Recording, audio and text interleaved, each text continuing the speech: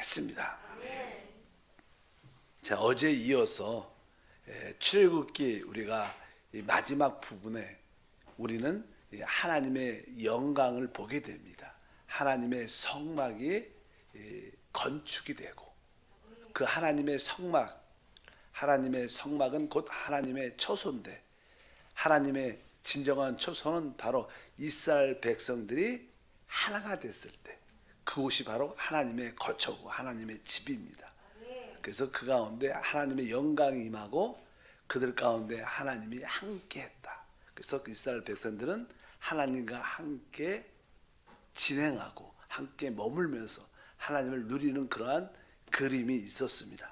이제 이 모든 일들은 사실 광야에서 일어난 일들입니다. 그러나 하나님께서 하나님 백성을 부르실 때 하나님이 부르신 축복의 땅은 바로 가나안 땅이었습니다. 그래서 이제 하나님은 그 광야에서만 끝난 게 아니라 그 광야에서 그들을 결국 축복의 땅으로 그들을 인도하게 되죠. 광야에서도 우리 하나님의 다양함을, 풍성함을 누릴 수 있지만 그것은 어느 정도까지만 그렇습니다. 그러나 축복의 땅에 갈 때 우리는 하나님을 우리의 필요한 모든 것으로 공급받게 됩니다. 그래서 축복의 땅은 아주 풍성한 땅. 성경은 그 땅에 대해서 이렇게 말씀을 하죠. 신명기 8장 7절부터 한번 읽어보니까 내 하나님 야훼께서 너를 아름다운 땅에 이르게 하시나니 그곳은 골짜기든지 산지든지 시내와 분천과 샘이 흐르고 밀과 보리의 소산지요 포도와 무화과 석류와 감람나무와 꿀의 소산지라. 내가 먹을 것에 모자람이 없고 내게 아무 부족함이 없는 땅이며 그 땅의 돌은 철이요 산에서는 동을 캘 것이라. 내가 먹어서 배부르고 내 하나님 야훼께서 옥토를 내게 주셨으므로 말미암아 그를 찬송하리라. 이제 이 좋은 땅, 여기 보니까 아름다운 땅, 뭐 젖가끌이 흐르는 땅, 많은 표현들이 있습니다. 이 땅은 하나님이 하나님 백성을 위해서 준비하신 축복의 땅입니다. 그래서 신약에서 이 축복의 땅을 우리는 그리스도라고 말합니다. 우리 그리스도 안에 모든 풍성함, 우리에게 필요한 모든 것이 그분 안에 다 있습니다. 바로 그것이 곧 성령이라고 말하면서 아브라함이 받은 축복의 약속은, 복음의 약속은 성령입니다. 바로 우리 그리스도께서 죽음과 부활을 통하여 그 보혜사 성령이 우리 가운데 오시죠. 그러니까 보혜사 성령이 바로 우리의 축복의 땅이다. 그런 기본적인 그림이 성경에 기록되어 있습니다. 그러면 이 축복의 아름다운 땅에는 어떠한 풍성함이 있는가? 기본적으로 다시 한번 7절 읽어보니까 내 하나님 야훼께서 너를 아름다운 땅에 이르게 하시나니 그곳에는 골짜기든지 산지든지 시내와 분천과 샘이 흐른다. 이 축복의 땅은 사실 이렇게 많은 이렇게 산과 골짜기가 있다. 그래서 우리는 그리스도와 함께 영적으로 높이 올라가기도 하고 또 깊은 골짜기로 내려오기도 합니다. 우리의 교회 생활은 영적으로만 계속 충만하기가 쉽지가 않죠. 그래서 우리가 영적으로 이렇게 높이 올라가다 어느 때는 또 시험 들어서 골짜기로 내려올 때도 많습니다. 그래서 우리의 신앙생활은 이 높은 산과 또 골짜기를 이렇게 지나가는 그러나 결국은 이렇게 올라가죠. 이렇게 그런 기복이 있겠지만 결국 우리가 주님을 향해서 올라가는 그런 기본적인 신앙생활의 전제를 갖고 있습니다. 중요한 것은 이 많은 사람들은 산을 좋아하지만 산도 사실 올라가기가 거칠죠. 힘들죠. 내려오는 것도 쉽지 않습니다. 어찌하든지 영적으로 우리에게 높은 산과 골짜기를 통과하게 되는데 이 골짜기가 있어야 돼요. 왜냐하면 골짜기가 어떤 때는 우리에게 사망의 골짜기를 느낄 때가 있지만 이 골짜기가 있어야 거기에 물들이 고이게 돼요. 성령의 역사를 더 깊이 체험하게 되죠. 우리가 좋을 때보다 우리가 고난과 역경 가운데 있을 때 성령의 더 다양하고 깊고 위로하심을 우리가 체험하게 될 줄 믿습니다. 그래서 이 골짜기가 있을 때 더 많은 물들이 모아지고 그래서 뒤에 보면 뭐라고 써있냐면 바로 거기에는 이제 시내와 분천과 샘이 흐른다. 이러한 골짜기에 있기 때문에 물들이 모이게 되고, 그 결과 이러한 것들은 많은 어떠한 우리가 먹을 수 있는 이 곡식, 양식을 자라게 하고 풍성하게 합니다.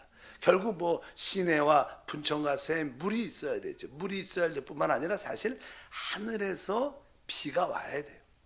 하늘에서 비와 아침에는 이슬이 내려야 모든 곡식과 풍성함이 있게 됩니다. 그래서 이 땅은 이렇게 높은 산 골짜기고 있고, 뭐 시내와 분천과 샘도 풍성합니다. 광야에서는 알다시피 그냥 반세어도 깨어진 생수를 마셨어요. 그래서 풍성하지가 않습니다. 목마름은 어느 정도 채워줄 수 있겠지만 누림은 갖지 못하지만, 이 축복의 땅은 아주 모든 것이 풍성합니다. 우리 모두가 그리스도 안에서 그런 풍성함을 누려야 될 줄 믿습니다.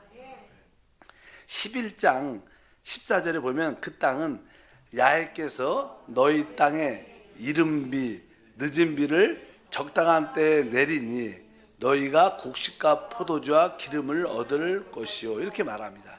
이 땅은 아주 이른 비가 있죠. 이른 비. 그러니까 그냥 가을 끝부분에 이른 비를 주시고, 거기는 뭐지, 그 다음에 봄에는 늦은 비, 이렇게 표현을 할 수 있습니다. 이렇게 이른 비와 늦은 비가 항상 있기 때문에 거기에는 이게 우리가 기본적으로 먹을 양식, 그러한 곡식들이 자랄 수 있는 그런 축복의 땅인 것을 분명히 우리가 알아야 됩니다. 근데 사실 이제는 비와 이슬, 예레미야는 하나님의 국률은 이슬 같다. 그래서 항상 우리에게 신선하다. 우리에게는 비도 필요하고 또 이슬도 필요합니다. 비는 사실 우리에게 물을 갖다 주지만, 비는 또 너무 많이 오면 이렇게 걱정도 돼요. 그러나 이슬은 아주 잔잔하게 항상 촉촉히 적시는 그런 게 있습니다. 어쩌든지 하나님은 이 성령의 비가 비처럼 강력하게 임할 때도 있고, 또 어느 때는 아주 잔잔하게 이슬처럼 우리 가운데 늘 주어지는 그런 축복의 땅인 줄 믿습니다. 그리스도가 우리에게 그렇게 누려진다는 것을 의미하죠. 그래서 항상 이 교회 안에는 이렇게 성령의 비가 내려야 되고, 또 어느 때는 성령의 이슬처럼 잔잔하게 은혜도 함께 해야 된다. 그래서 우리 교회가, 한세교회가 항상 필요할 때 그런 이른 비와 늦은 비와 늘 신선한 그 이슬이 영적으로 내리게 도와주시옵소서. 그런 곳이 있는 곳이 참된 교회라고 말씀드릴 수 있고, 신명기 8장 8절 계속 말하죠. 밀과 보리의 소산지요, 포도와 무화과와 석류와 감람나무와 꿀의 소산지라, 이렇게 말하면서 우리가 기본적인 양식은 밀과 보리죠. 밀과 보리가 항상 우리에게 공급되고, 거기에 또 다양한 나무들이 있는데, 뭐 포도주를 만드는 포도. 그래도 이 포도는 기쁨이잖아, 기쁨이요. 사람들이 이렇게 포도주 하면 술을 먹는 이유는 그냥 이렇게 조금 이렇게 기쁘려고, 좋으려고 먹으니까, 이 포도주를 만드는 포도, 또 무화과 나무. 이것은 뭐 우리 무화과 나무는 우리도 요즘에는 우리 한국에서도 무화과 열매가 많이 맺죠. 이게 생각보다 이게 좀 달콤하기도 하고 양식, 우리의 음식도 되는데, 무화과와 또 석류와 감람나무는 또 기름 만드는 거죠. 또 그다음 그뿐만 아니라 꿀의 소산지다.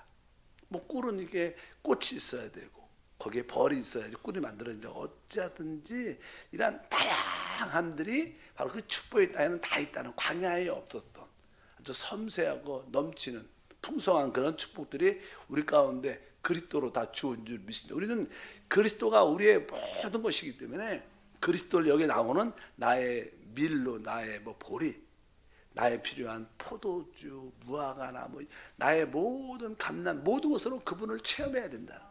그렇게 우리는 그리스도를 깊이 성령을 통해서 체험할 때 우리는 놀라운 축복과 은혜를 만들 줄 믿습니다. 뭐 꿀은요, 꿀, 주님을, 그리스도가 꿀이다. 꿀은 원래는 얘는 식물과 동물의 생명이 이렇게 합해져서 꿀이 만들어지죠. 벌은 동물이죠. 또 꽃은 식물이니까. 우리 주님은 어느 때 보면 내가 한 알의 밀이다 그러죠. 한 알의 밀이 땅에 떨어져 죽으면 그분은 자기 자신을 한 알의 밀알로도 비유하고, 또 한편적으로 그분은 하나님의 어린 양이에요. 어린 양. 그러니까 그분은 이게 동물로도 식물로도 비유되면서 그럴 때 바로 우리에게 구원의 다양함을 주시는 꿀 같은 놀라운 그 아주 비밀스럽고 신비한 그런 주님을 체험하게 될 것이다. 또 11장 15절에 보니까 그 땅은 또 가축을 위하여 들에 풀이 나게 하시리니 내가 먹고 배부를 것이다. 그러니까 그 땅은 가축들이 살 수 있도록 이 초원이 아주 풍성하다는 거예요. 초원이 아주 그래서 많은 가축에서 우리가 뭐 우유도 얻고 또 고기도 얻는 그냥 다양한 그러한 풍성한 있는 땅이 아름다운 축복의 땅으로 하나님 우리를 그를 인도한다는 겁니다. 그런 풍성한 땅이 있습니다. 그리고 이 땅은 실제로 이제는 그렇게 처음에는 그 축복의 땅이 풍성했었는데 지금은 막상 가면 그렇지 않아요. 우리 이스라엘 가본 분들은 왜 그러냐면 이스라엘이 실패하죠. 하나님을 버리고 떠나니까 그 땅에 저주를 받게 됩니다. 그러니까 지금은 메말라 있죠. 아주 광야 같은 그런 모습을 갖고 있는데 처음에는 그렇지 않습니다. 그러니까 하나님을 떠나면 우리의 인생이 진짜 광야처럼 썰렁하고 공허하고 모든 것이 말라 비틀어지게 되는 거예요. 그 땅은 원래 하나님 축복의 땅이었는데 그들 이스라엘 백성들이 그 땅에 살면서 결국 하나님을 버리고 실패하고 결국 멸망하게 되니까 그 땅도 하나님의 심판 가운데 있는 것을 알 수 있습니다. 다시 오실 때 주님이 이 모든 것을 회복하실 줄 믿습니다. 그리고 그냥 8장 9절을 보니까 내가 먹을 곳에 모자람이 없고 내게 아무 부족함이 없은 땅이며 그 땅의 돌은 철이요 산에서는 동을 캘 것이라. 그 풍성한 땅에 특별히 그 땅의 돌은 철이고 산에서는 동을 캘 것이다. 결국 이게 이제는 무엇을 하려면 우리에게는 이제는 영적인 어떤 무기가 필요한데 특별히 철이나 동 같은 것은 이제는 농기구도 만들지만 사실은 또 그것은 어떤 그들을 지키기 위한 어떤 무기를 만드는 거죠, 사실. 그러니까 그런 우리가 하나님의 이러한 풍성한 축복을 누리고 있으면 영적으로 우리가 무장이 돼서 영적 전쟁을 수행할 수 있는 주님 그리스도를 나의 철과 나의 동으로 무기로 취해서 영적 전쟁을 수행해서 이 땅에 하나님 나라를 가져올 수 있다는 그런 뜻으로 우리가 이해를 하면 됩니다. 그 땅은 바로 철과 동이 가득한 땅이라는 거예요. 영적인 전쟁을 할 수 있도록 그분의 풍성함이 우리 가운데 주어지는 줄 믿습니다. 그래서 항상 우리 신앙생활은 그리스도의 풍성함을 마음껏 누리면서 또 한편적으로 영적 전쟁을 하는 거예요. 그리스도 안에 있는 다양함을 누리지 않고 우리가 누리고 있죠. 그분을 우리의 생수로 우리의 모든 만나로 누리고 있지만 또 한편적으로 우리는 전쟁을 어둠의 영들과 전쟁을 통해서 하나님 나라를 이끌어오고 오는 영적 전쟁을 수행해야 될 줄 믿습니다. 그래서 항상 우리는 한쪽은 누림이 있고 풍성한 누림의 결과는 영적 전쟁입니다. 그래서 에베소서 6장에도 이 하나님이 우리에게 주신 놀라운 축복들이 많은데 그 축복을 마음껏 누린 결과는 영적 전쟁을 수행하는 겁니다. 그래서 이 땅에 하나님 나라를 이끌어오는 것이 우리의 사명인 줄 믿습니다. 느헤미야 같은 경우에도 성을 건축할 때 이렇게 한 손에는 이렇게 기록되어 있습니다. 이 4장 17절 느헤미야 성을 건축하는 자와 짐을 나르는 자는 다 각각 한 손으로 일을 하며 한 손에는 병기를 잡았는데 이렇게 말씀을 합니다. 어쩌든지 우리는 항상 한 손으로는 바로 하나님의 집을 지어야 돼요. 지는 일. 영적으로 우리가 그리스도의 몸을 하나님의 집을 지어가고 있으면서도 이것은 곧 뭐예요? 쌓아온 것을 의미하는 거예요. 그래서 한편적으로 하나님의 집을 풍성함을 누리면서 하나님의 집을 지어오고 어둠의 영들과 싸우면서 하나님의 뜻을 이루는 것이다. 이렇게 축복의 땅에는 다양한 축복들이 가득한데 이러한 그리스도를 마음껏 누리면 결과가 뭐냐는 거예요. 결과 그들이 가나안 땅에 들어간 결과는 무엇일까요? 그것은 다른 것이 아니라 그들은 거기서 결국 하나님의 성전을 짓는 거예요. 우리가 광야에서는 성막을 이동하기 쉬운 그런 성막을 건축했지만 그것은 아주 단단하고 튼튼하지 않죠.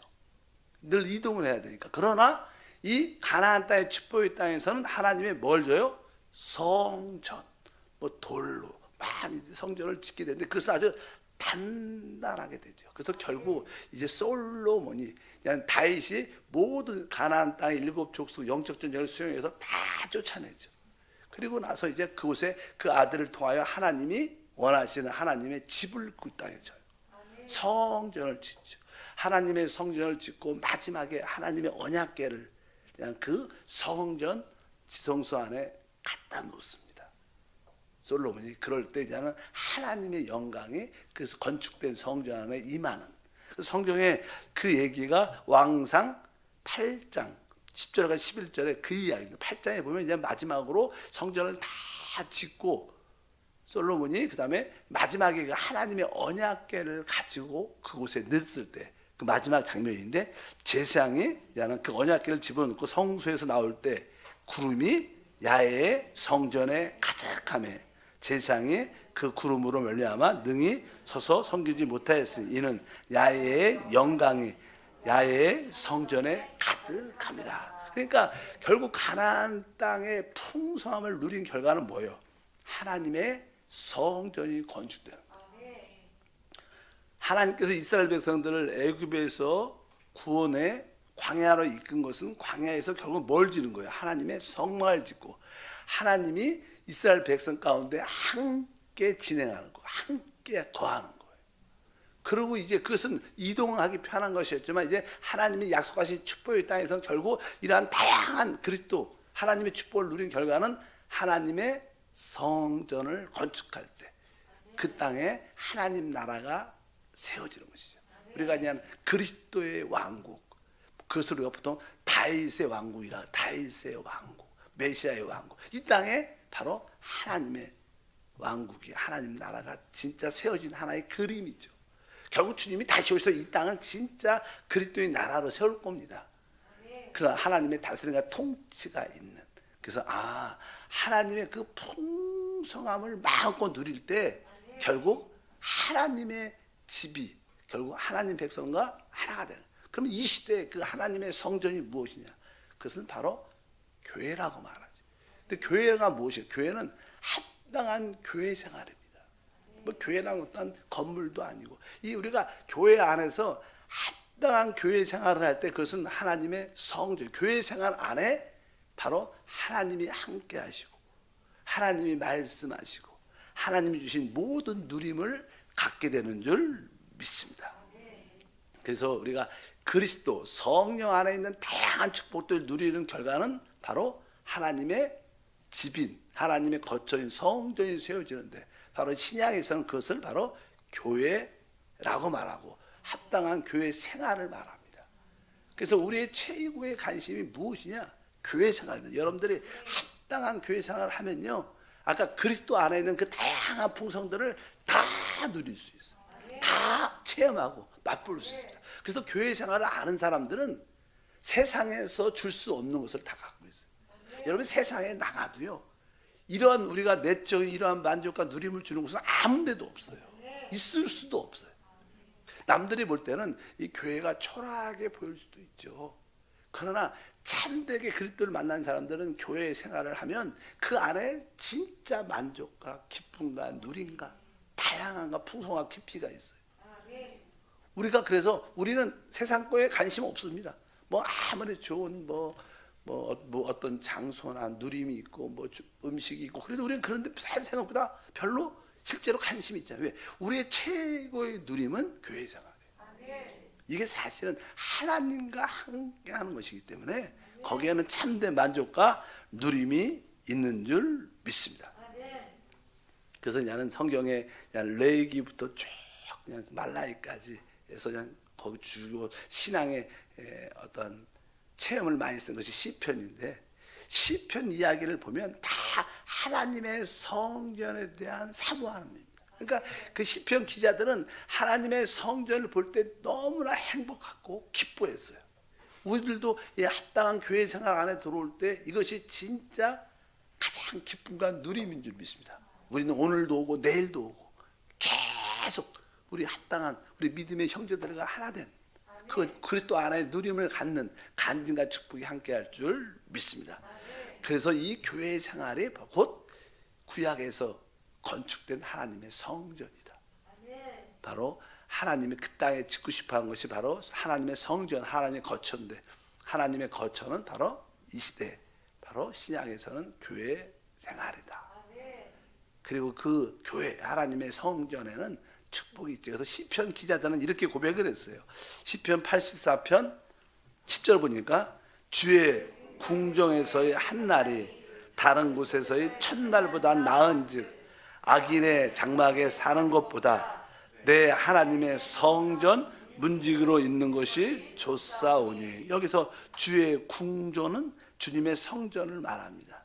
바로 주님의 성전은 뭐예요? 우리가 합당한 교회 생활은 바로 우리 안에 하나님의 신성과 우리의 인성이 있죠. 그래서 교회를 영적으로 말하면 신성과 인성의 연합을 말합니다. 우리는 다 그런 사람입니다. 우리는 사람이지만 또 우리 안에 하나님의 생명을 그리스도를 영접했기 때문에 우리는 또 하나님의 요소를 갖고 있어요. 그 신성과 이 인성의 연합된 생활을 교회 생활이라고 해요. 그래서 그걸 성령을 따라 사는 거예요. 성령을 따라. 그럴 때 서로의 누림과 간증과 기쁨과 축복이 함께할 줄 믿습니다. 그래서 세상에서는 우리가 이렇게 생활하려고 그냥 세상에서 사는 거지, 세상에서 누림을 갖는다, 이것은 참된 신앙에서는 맞는 게 아니에요. 우리는 세상의 그 누림에 별로 관심이 있지 않습니다. 하나님이 함께 하시는 최고의 생활, 그래서 교회 생활이라고 하는데, 여러분들은 이미 그것을 그리스도께서 맛을 주셨지만 아직도 모르는 많은 자들이 있기 때문에 그들에게 우리는 복음을 전해야 될 줄 믿습니다. 그래서 이 교회 생활이 무엇인가, 그것은 신약에서는 이렇게 말합니다. 마지막으로 에베소 2장 21절과 22절 읽어보니까 그의 안에서 건물마다 서로 연결하여 주 안에서 성전이 되어가고 너희도 성령 안에서 하나님의 거하실 처소가 되기 위하여 그리스도 예수 안에서 함께 지어져 가느니라. 그러니까 그 안에서 건물마다 서로 연결하여 주 안에서 성전이, 우리 모두가 영적으로 영 안에서 하나가 돼요. 연결돼서 하나가 된다는 거예요. 이게 우리가 교회 생활을 통해서 그것이 이루어진다. 이게 뭡니까? 바로 하나님의 성전이죠. 이렇게 하나님의 집이죠. 이 가운데 주님이 계시는 거예요. 우리 가운데 하나 될 때 주님이 말씀하시고 우리를 이끌어 주시고 위로하시고 치유하시고 회복하시고 주님의 간증이 될 줄 믿습니다. 그래서 구약의 하나의 전체적인 그림이 그거구나. 광야에서는 성막을, 축복의 땅에서는 성전을, 우리 하나님을 다양하게 체험하고 누린 결과는 성막과 성전이 되는 거예요. 우리도 이 땅에서 그리스도의 풍성함을 누리게 되면 우리는 합당한 교회 생활을 통해서 바로 하나님의 신부로 세워지는 축복과 은혜가 함께할 것을 믿습니다. 하나님 감사합니다. 다시 한번 구약의 전체적인 하나님의 역사를 보고 하나님의 목적을 볼 수 있도록 은혜를 더해 주시고, 다시 한번 축복의 땅에서 그리스도의 풍성함을 누린 결과 하나님의 성전이 건축된 것처럼 우리가 신약 안에서 복음 안에 있는 축복을 마음껏 누림으로 교회 생활을 통하여 하나님의 영광스러운 교회가 세워지게 하시고 그 안에서 최고의 누림을, 만족을, 안식을 얻게 하옵소서. 기쁨으로 귀한 예물 드립니다. 예수 이름으로 기도합니다.